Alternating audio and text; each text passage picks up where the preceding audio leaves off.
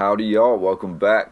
Thank you so much for being here. Today, we're going to discuss Mithraism, or the Cult of Mithra. My intent is to dissect the current narrative in a way which allows you to better understand how this ancient practice still influences most secret societies today, while also hopefully giving you the tools to see all the relevant information that is clearly being compartmentalized by mainstream academia.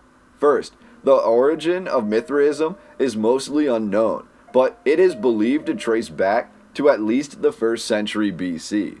Mithra was worshipped with a celebration on his birthday of December 25th and was considered to be the savior of all humankind. This sounds familiar.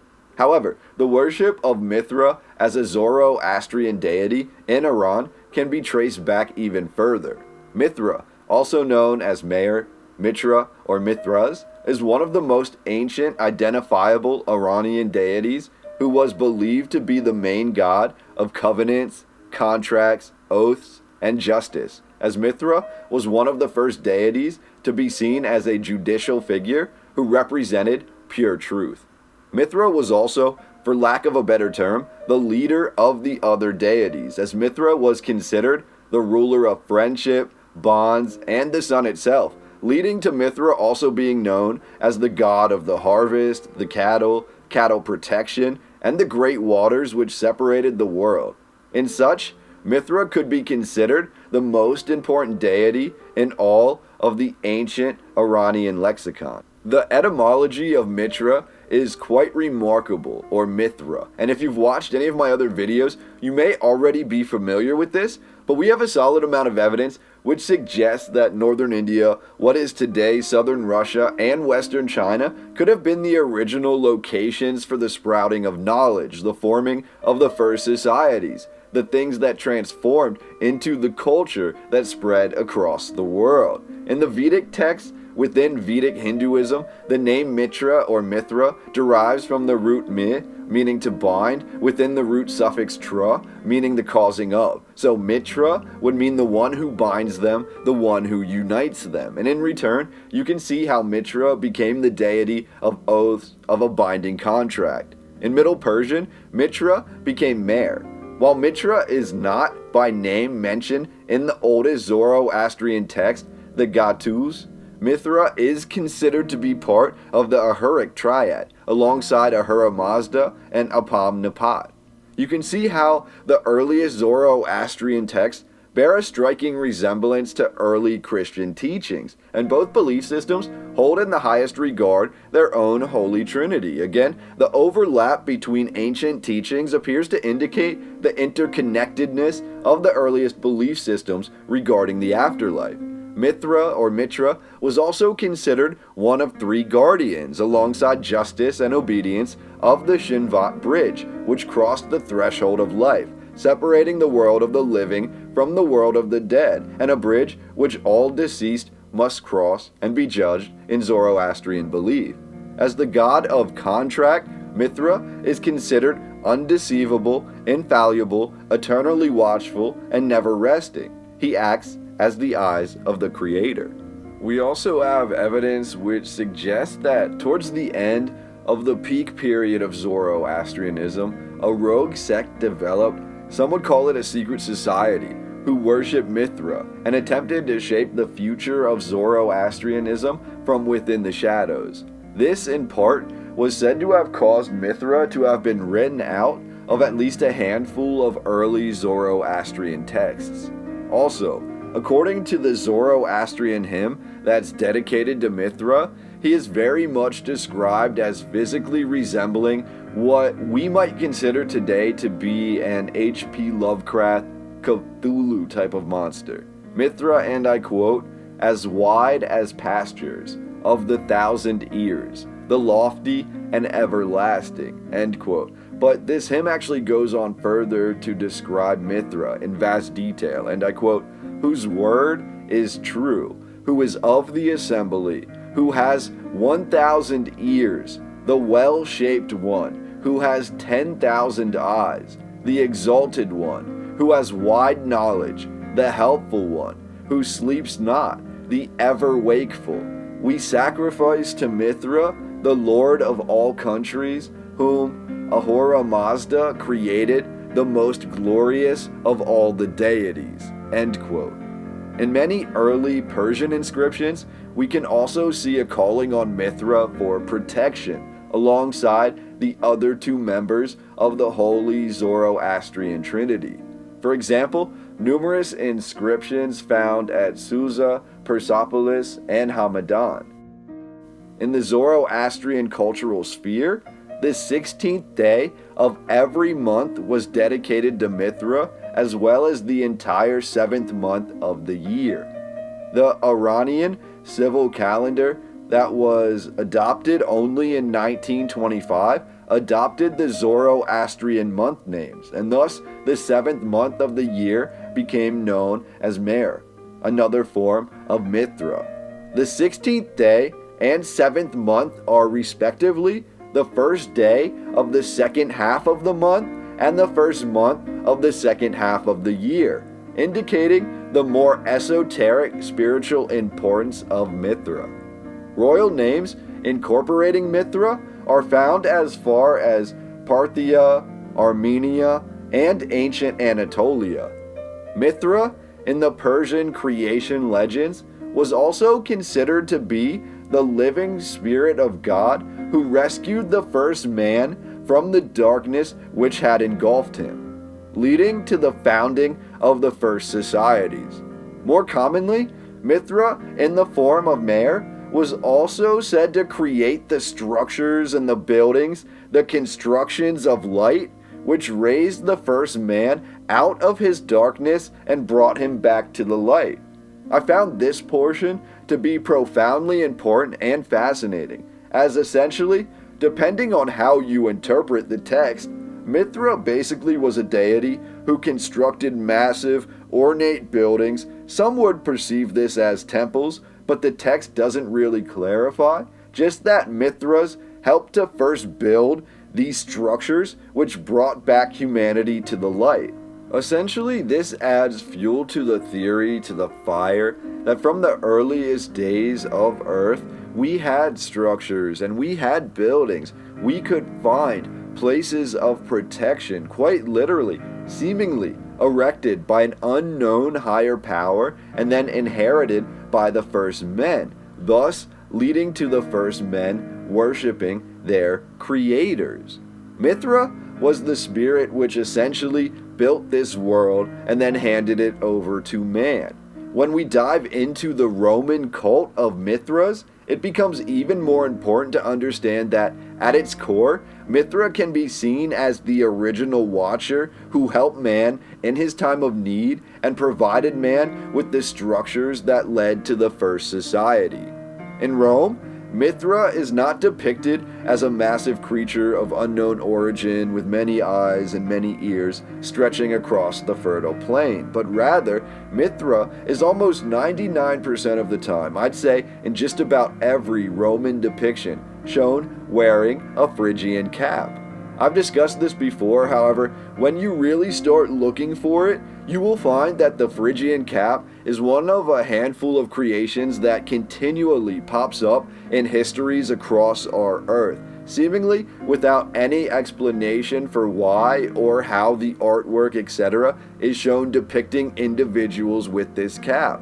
It's like the burial mounds, which we find in seemingly every occupied continent on Earth, or the massive castle and star fortifications which also appear across vast stretches of Earth, all seemingly built in a similar fashion, but according to academia, these creations have nothing to do with one another. One of the more esoteric aspects of these repeating symbols in history that you'll find is the Phrygian cap. The Phrygian cap became synonymous with the French following the French Revolution. However, the Phrygian cap throughout history has been seen as a marker or indicator of Persians, Scythians, Tartarians, Balkans, as well as a cornucopia of smaller kingdoms in Asia and Europe. According to mainstream scholars, the oldest depiction of a Phrygian cap can be found within the ruins of Persepolis in Iran. We're told the original Phrygian cap is now associated with the Liberty Cap of Rome, which emancipated slaves of ancient Rome had to wear as to not have their identity mistaken, which again makes you wonder. We're told Rome was a massive amalgamation of different cultures and influences, and yet through the definition of a liberty cap, we're told essentially you could tell who was enslaved in Rome just by looking at them, causing the need for such liberty caps to identify who was actually free. The Phrygian cap was said to be worn by every culture of Iran, from Cappadocians to the Saka, and the female Phrygian cap was known as a tiara. It appears this is where the tiara, or crown, as we are familiar with it today, first took form. As Phrygian cap wearers or Iranians became the legends of the early Hellenistic world, the Phrygian cap was often described in the greatest myths and legends of ancient Greece, and the cap was often depicted on the greatest heroes in Greek artwork, including King Midas.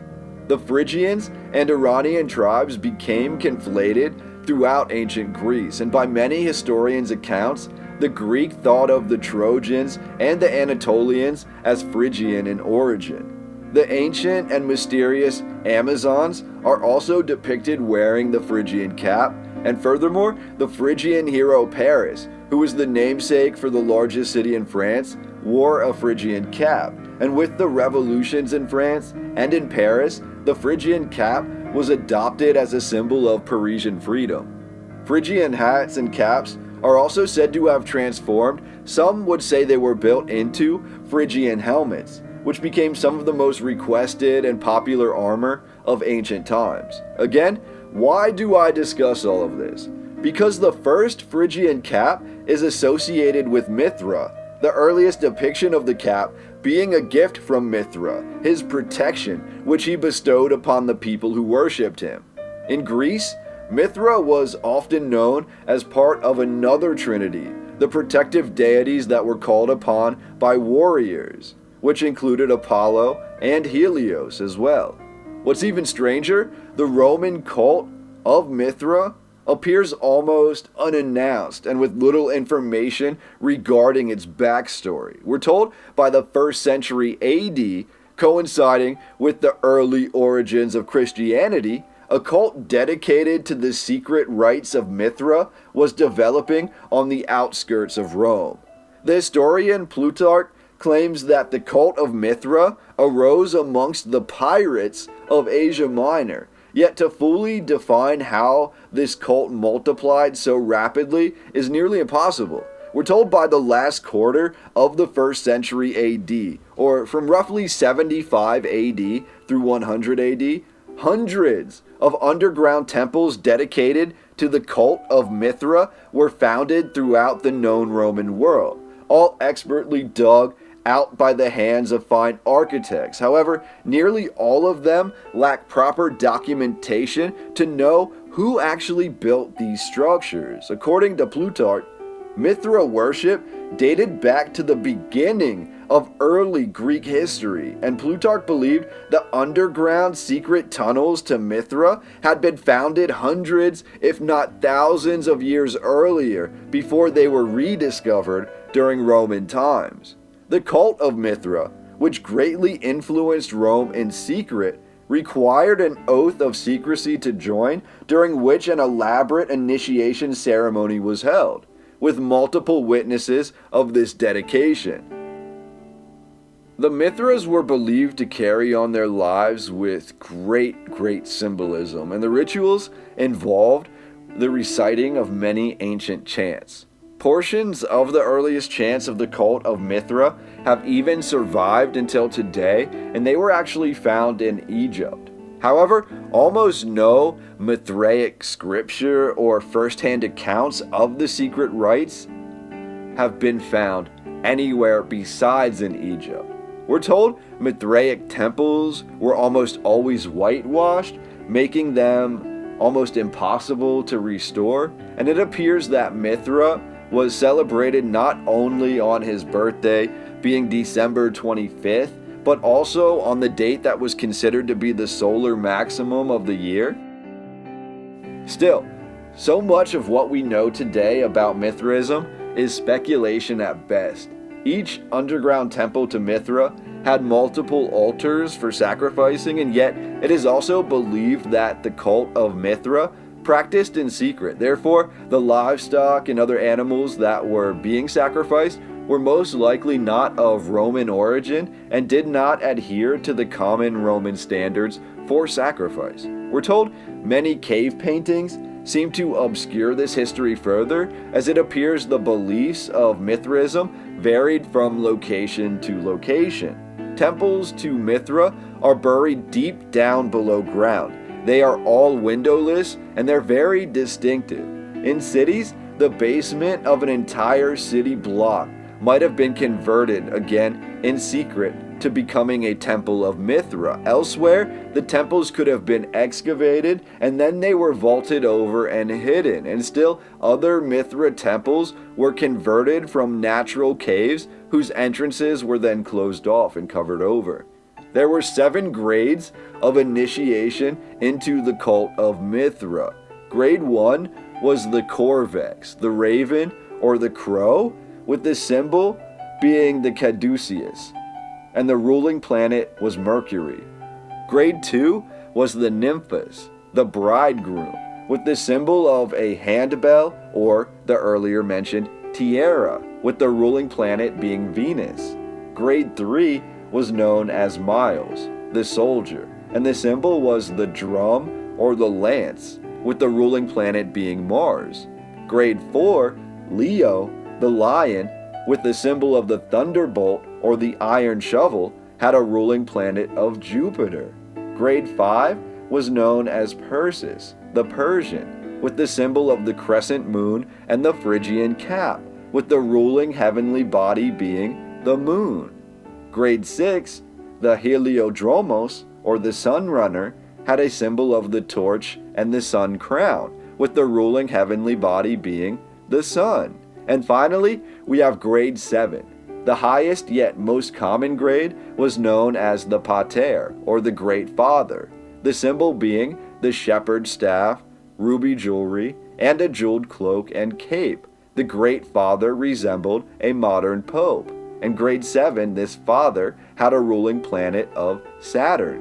One of the most well-known rites of Mithra, a rite that has survived until today, is one that still makes us really question what we have been told. We are told that Mithra struck solid rock with one of his thunderbolts, and from this rock, water began to flow forth into the earth. Now, this miracle is just one of many of these so-called rites that is reenacted or was reenacted within the ancient underground Mithra temples. The cult of Mithra only appeared to accept men, with a majority of the men being from the highest rank of soldiers in Rome, although it is also well known that a solid portion of the cult of Mithra in Rome was of Jewish origin and came from the merchant class.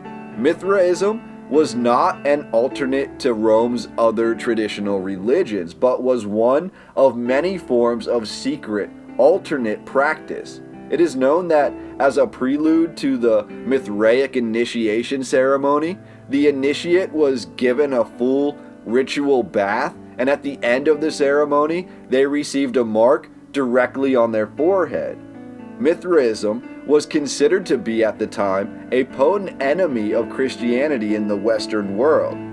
The mysteries of Mithra were popular among the Roman elite from at least the 1st century AD through at least the 4th century, before falling into relative obscurity with the fall of Rome.